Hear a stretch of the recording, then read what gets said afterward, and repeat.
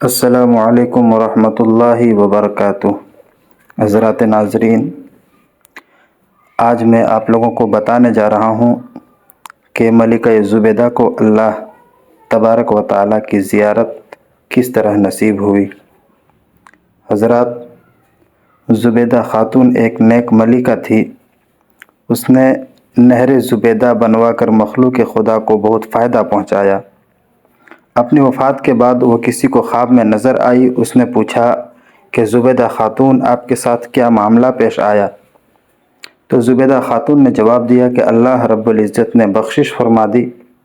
خواب دیکھنے والے نے کہا کہ آپ نے نہر زبیدہ بنوا کر مخلوق خدا کو فائدہ پہنچایا، آپ کی بخشش تو ہونی ہی تھی۔ زبیدہ خاتون نے کہا کہ نہیں، ہرگز نہیں۔ جب نہر زبیدہ والا عمل پیش ہوا تو پروردگار عالم نے فرمایا کہ یہ کام تو تم نے خزانے کے پیسوں سے کروایا، اگر خزانہ نہ ہوتا تو نہر بھی نہ بنتی۔ مجھے یہ بتاؤ کہ تم نے میرے لیے کیا عمل کیے؟ زبیدہ نے کہا میں تو گھبرا گئی، اب کیا بنے گا؟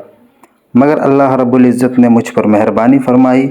مجھے کہا گیا کہ تمہارا ایک عمل میرے نزدیک پسندیدہ ہے کہ جب تم ایک مرتبہ بھوک کی حالت میں دسترخوان پر بیٹھی کھانا کھا رہی تھی کہ اتنے میں اللہ اکبر کے الفاظ سے اذان کی آواز سنائی دی۔ تمہارے ہاتھ میں لقمہ تھا اور سر سے دوپٹہ سرکا ہوا تھا۔ تم نے لقمے کو واپس رکھا، پہلے دوپٹے کو ٹھیک کیا، پھر لقمہ کھایا۔ تم نے لقمہ کھانے میں تاخیر میرے نام کے ادب کی وجہ سے کی، تو چلو ہم نے تمہاری اسی وجہ سے مغفرت فرما دی۔